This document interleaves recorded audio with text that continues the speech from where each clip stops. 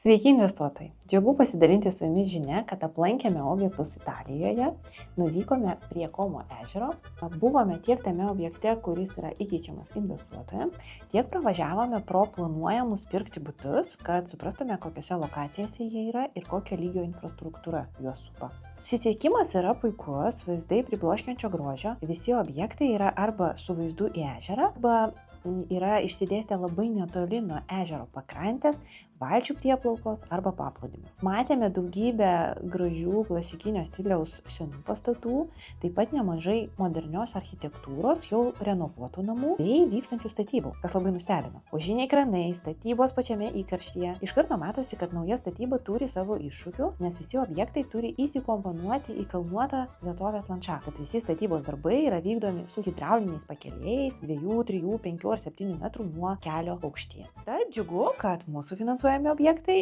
yra be statybos rizikų ir nekelia tokių iššūkių.